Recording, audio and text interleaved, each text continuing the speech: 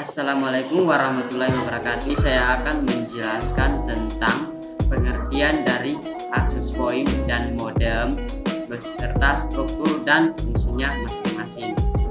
Yang pertama adalah apa itu USB modem? Modem ialah sebuah singkatan modulator demodulator atau modulator adalah bagian yang berfungsi guna mengubah sinyal informasi menjadi sinyal pembawa atau carrier dan siap dikirimkan, sedangkan demodulator merupakan bagian yang memisahkan sinyal pembawa yang diterima yang selanjutnya informasi tersebut dapat diterima dengan baik. Struktur USB modem terbagi menjadi 5. Yang pertama USB connection, yang kedua USB release, yang ketiga connection indicator, yang keempat SIM slot under the case, yang kelima micro SD card atau biasa dibilang memori. Fungsi USB modem. Yang pertama, mengubah dari sinyal digital menjadi sinyal analog ataupun sebaliknya. Yang kedua, menghubungkan perangkat dalam suatu jaringan. Yang ketiga, melakukan modulasi serta demodulasi. Yang keempat, melakukan komunikasi serta pemeriksa. Yang kelima, mengoperasi data kirim yang melalui sinyal. Kita masuk yang kedua, access point. Access point adalah perangkat keras jaringan komputer yang menghubungkan printer nirkabel tanpa kabel dengan jaringan lokal menggunakan teknologi seperti Wi-Fi, Bluetooth, wireless, dan lain sebagainya.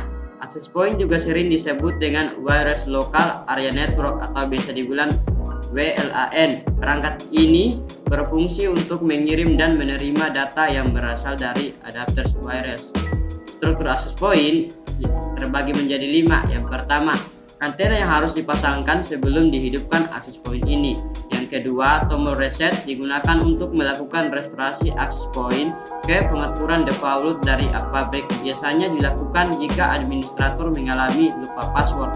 Yang ketiga, switch selector digunakan untuk memilih mode kegunaan access point ini, bisa digunakan sebagai access point repeater ataupun client.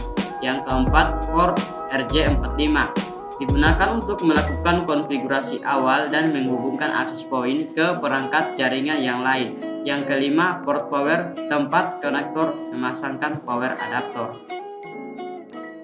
Fungsi access point.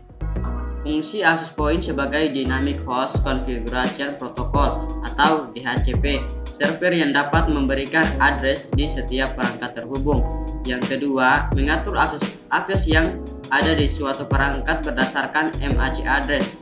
Yang ketiga, fungsi access point juga untuk memberikan fitur keamanan web atau Web Application Privacy dan WAP atau Wireless Application Protocol. Pengaman jaringan nirkabel dengan autentifikasi ini merupakan kunci yang diberikan untuk klien pada access point.